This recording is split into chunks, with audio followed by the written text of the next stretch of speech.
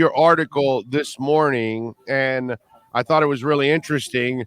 I'm not like the biggest guy that gets all hot and bothered with recruits, especially in today's world, even less now, because they can say they're coming, but a year later they're not. A year later, after they committed, they can then transfer. So I don't even know if the guy you recruit now you're actually going to get, and then is he actually going to stay on your team 2 or 3 years later? You know what I mean? So it's like it's kind of crazy, but in today's game, the recruiting is so important. Obviously, he's got to turn over that roster. There's a lot of important players coming to the game today to see and check out the Canes. Can you talk a little bit? Yeah, I mean, they've got most of their – it's not – they'll have bigger – presumably they'll have bigger crowds for recruits here once we get later in the season, some of the big ACC games. But they've done a good job, I think, in these first 2 weeks of the season, just getting – the important local guys in the building. They haven't, obviously, a lot of the out-of-state big-time target, like, they're going after a 5-star tackle from Massachusetts.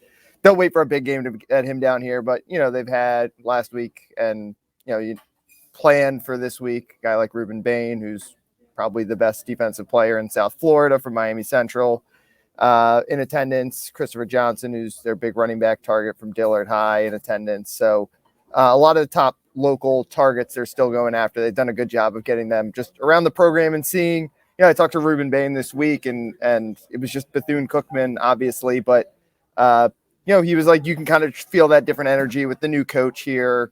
So just getting that initial impression on some of these guys of what this might look like once we get a little later in the season, I think is pretty important. All right, David, I was able to listen to your answer because I was able to. I'm watching the live feed. All right. Yeah, so while I went out on the internet, I was able to go to a live feed and listen to your answer at the same time. So that's good. It was only perfect. Yeah, everybody else was listening to you, but they weren't seeing me at the moment. All right, so. Hey, listen, and this is the kind of game, David, I didn't want to blow smoke up people's butts here. This is not a game. You should be able to handle these guys pretty easy. It's one guy. I mean, 27 points last week and 4 overtimes against Liberty. That's not a potent offense you're facing today. Yeah, it's an interesting test. Like, again, like you said, like, it should not be a close game. Southern Miss, I think, was 3-9 last. Like, they were not a good team last year. Lost in week 1 this year. Didn't really score a whole lot, but they're an interesting. Frank Gore Jr., who obviously is the star for this team. He played quarterback at the end of last year. He's 5'8". Maybe an NFL running back. He's a little small, but he's certainly got the production at his level. But it's just going to be an interest. It's like going over in Georgia Tech back in the day, right? Like maybe they'll get you a little bit, because it's such a unique way they play. They don't call it quarterback, they call it superback. If Southern Miss scores early, don't panic, but it'll be an interesting test for this defense. And especially because the run defense was okay last week. They were, they obviously got a lot of takeaways last week, but especially an athletic quarterback like Bethune-Cookman had, Jalen Jones, who was once a Florida Gator. I like him. It gave him some trouble. So this is another good chance to improve on some of the stuff they one of their weaknesses, I think, last week. No doubt. And listen, in the end, the good thing about this matchup for the Canes, and you mentioned a little bit on it, you kind of touched on it. The tackling, sometimes the missed tackles. I know it was less last week, but it still wasn't satisfactory to Mario Cristobal. Well, guess what? Now you get a heavy load of running, so your guys are going to get a nice test to wrap people up and bring them to the ground, and no missed tackles and those kind of things. So for your linebackers, for your front seven, there's a lot of good work in that sense, because that's the dude you've got to stop in Frank Gore Jr. Yeah, and in week 1, I think he was top 3 in the nation in yards after contact. So even though he's a small guy, he's that kind of compact type of running back who is a challenge to bring down. I'm with you there. Now, the other thing I want to see in this game is, and I was a little concerned after last week, is, and we were all concerned going into the season, is wide receivers. Well, the concern kind of was raised. A very poor team you played, and outside of Restrepo, nobody else really stood out. And I think that's important also, because at Texas A&M, my brother, they're going to watch the film and they're going to say, okay, well, this Restrepo kid, we got to make sure we take him out and force everybody else to beat us because it looks like they can't. And so to me, that's the other thing. I want to see somebody else start to step up here at wide receiver. Yeah, especially because Texas A&M has an All-American cornerback, Antonio Johnson, who's kind of like a nickel slot type guy. So, he'll get that Restrepo assignment, presumably, for a lot of the game. I think other than Restrepo, the only wide receiver who had multiple targets from Tyler Van Dyke was Michael Redding III, and he had 2. He made a good play on a kind of Tyler's one kind of not great throw of the game to score a touchdown. I think that was in the third quarter last week. But, yeah, it's got to be him. We obviously saw Keyshawn Smith, that straight line speed he has as a kick returner. He's a deep threat. We didn't see it at all last week. I'm sure they'll throw, they got to get him involved more because he's kind of got the highest upside potentially of that group. But other than that, it's just kind of slot guys, which is not the worst thing in the world in college. But, they need one of those outside guys to step up. Canes fans, you want to keep up with some of your Canes coverage there, go to the Miami Herald. Follow, of course, David at DB Wilson2 on Twitter and catch his work there at the Miami Herald, covering the Canes, covering recruiting, all of that. Jalen Knighton back today. And again, this is also a positive too, because you need to get him some touches and you need to have as many running backs as possible available next week against Texas A&M. So to me, that's the good thing about getting Jalen out there on the field today. You start getting him acclimated to getting hit again in football.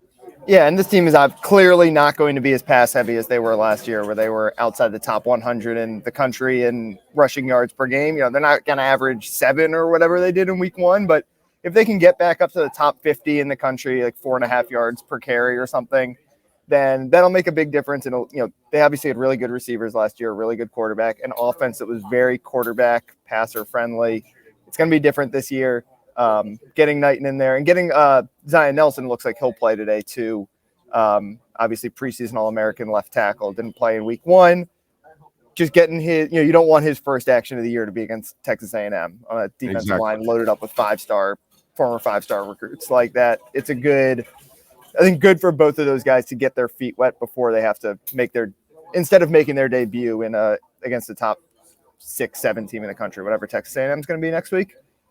Yeah. What was your assessment of the line last week in the run game? I mean, we talked about this on our podcast that Susan Miller-Degnan and I do at the Herald, the Eye on the U podcast. Check it out on the Herald Sports feed. Plug it, baby. Plug it. We kind of like our whole idea of the episode is like what we actually saw versus what we learned, because there's only so much you can actually learn from a game like that. It's hard to give like a grade on a game like that. It's really pass fail. Obviously they passed. Obviously the running game is just more complex, right? And that's no knock on Rhett Lashley, who is a really good offensive coordinator. Obviously now the coach at SMU, got the most out of Tyler Van Dyke, had record-setting wide receivers all over the field and guys who aren't even in the NFL. So he got the most out of that passing attack. But his run game is vanilla. It's all read option. It's all RPO stuff, runs up the middle. You can just see it's much more complex this year. It's been the big theme that all these linemen have harped on. I think having Jalen Rivers back is a big deal. Obviously, he missed most of last season. He's probably your most talented. He might honestly be your most talented offensive lineman, period. Certainly your most talented guard. Good size, good athleticism. So I think, I think it's very realistic to think this team could be like a top 50 run game, because that's what Josh Gaddis has done at pretty much every stop he's been at. I mean, listen, dude, they've got to get back to that. That's how your passing game is going to be even better, right, when you're able to clear the middle of that field, because you've got linebackers sucking it up and worried about whatever it is, Highsmith or McGahee or Donnell Bennett or whatever. Especially when your two best receivers are Restrepo, who's a slot guy, and Will Mallory is a tight end. Like, those guys are going to feast in the middle of the field. Exactly. Yeah, exactly. You got to get back to punching people in the mouth. I mean, that's why Alabama, while they're now becoming quarterback U and all that good stuff, they still can always run the ball and punch you in the mouth. And that's all part of it, whether it's Ohio State, whether it's Clemson, all the powerhouses. they can run whenever the hell they want to run. It's not just one of those things where you got offenses that just solely rely on the pass. You've got to be able to run the ball, man. And all the top teams that are challenging for titles usually are very good at running the ball. Yeah, and I think they have the personnel now on the offensive line to do it. You know, Zion Nelson's obviously getting early to mid-round NFL draft buzz. Yeah. Jalen Rivers is, like I said, he was a huge recruit for them. Obviously, injuries held him up, but before he got hurt last year, he looked like he was going to have maybe a breakout year. DJ Scaife, who's been here forever and has had his ups and downs, graded out very well last year. I think probably maybe better suited for guards. We'll see with Nelson back if John Campbell goes to right tackle. Obviously, Ja'Kai Clark has started a ton of games now at center. Like, they've got not just experience, but guys who are big recruits who are sort of draft prospects in some of those cases. You know, it's not Alabama, it's not Ohio State, it's not Georgia yet, but that's obviously what Mario Cristobal is trying to build. And I think you can see some of the improvement already. David, I got a buddy of mine that thinks like they can win the ACC and challenge, and I'm like, dude, you're out of your mind. And I go, at the end of the year, you're going to be pissed at Mario when it's your fault because you had unrealistic expectations. Yeah. And for me, the realistic expectations are win the Coastal, dude. Yeah. Win the Coastal, put yourself in the ACC championship game, and that's it. That's it. And if you happen to win it, then God bless you, dude. Then you're the coach of the year is probably what's going to end up happening. But for me, just win the Coastal. If you win the Coastal, that would be very respectable in your first year. And by the way, the last year that you can win the Coastal. Yeah. I mean, they've won it once. Like, you got to start somewhere, right? I always say that with people, but like, you know, I know people watch that Clemson game on Monday and it was not super impressive for Clemson. We'll see if they make a quarterback change at some point. I think Cade Klubnik's awesome. And I mean, that defensive line is just like freakish. And that's where the difference is going to be with them. You know, we'll see what's going to happen next week at Texas A&M, but when you go up against those top 5, 6, 7, 8 teams, those teams that have recruited at a really, really high level for a long time, those are the positions. I mean, they win in the trenches. Obviously, offensive linemen are hard to develop, but those 5-star defensive linemen a lot of time turn into really, really good defensive linemen. So that's going to be, I think, we'll get a good sense, I think, next week of where this team stands in relation to a team like Clemson. Obviously, we'll see a couple of weeks, a month later or whatever.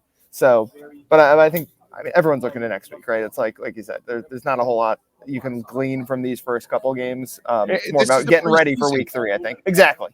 That's the way. That's how I started the show. I said, "Hey, man, look, this is great for Mario. He's got a new program.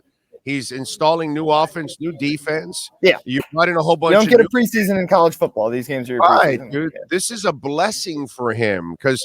You know, I remember years past where Miami and Florida State would open up the season. Yeah, but imagine if his first game was against Alabama, like if he had been if last year was his first year as coach, it would not have been a great situation. No, you want those kind of games when you're a reloading team, but they're not a reloading team. Hopefully yet. Hopefully down the line, Mario will get them to that point. When you're a reloading team, you can do those kind of things. But where they're at right now, this is actually a blessing for Mario to get these 2 games in before Texas A&M. There's no doubt. Totally agree. Yeah. All right. What are you working on the Herald throughout the afternoon so Canes fans can check you out, my friend?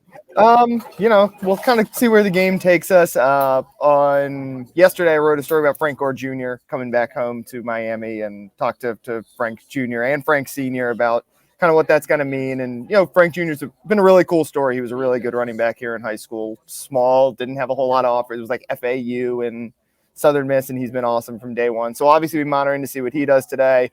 I'll be interested to see, like I said, what Zion Nelson, how much he plays today. Jalen Knight in the same kind of way. And like I said, those wide receivers are the biggest question to me that I think we can maybe start to answer a little bit, just who the guys are. We just don't even know who the guys are.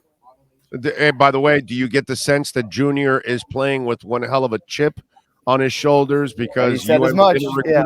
He said it's not as much about not recruiting him. He said no one recruited him, right? It's not like no like how can you be mad at Miami when no one recruited you, right? Right. But he's he's definitely excited. He's cousins with Gilbert Frierson, so He said he's been talking trash all year and wants to shut him up. So, hey, it's not like players don't come out of Southern Miss, all right? You know, there's a guy that sends penis pics all over the place, and he came out of there. And I think last time I checked, didn't a great Dolphin corner who is a coach now, didn't he come out of Southern Miss? Did, yeah.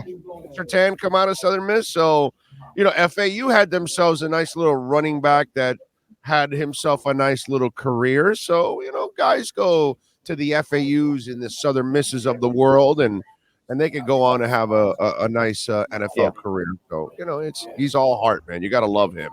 All right, David, thank you, my brother. Follow him on Twitter at DBWilson2 and catch his work there at the Miami Herald like I and many others do. David, thank you for taking some time, my friend. Enjoy the game. Of course. Thanks for having me on. You got it. My pleasure. There you go. David Wilson, baby, of the Miami Herald.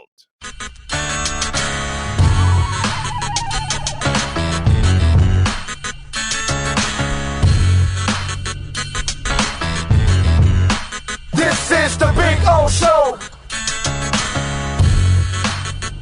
This is the Big O Show.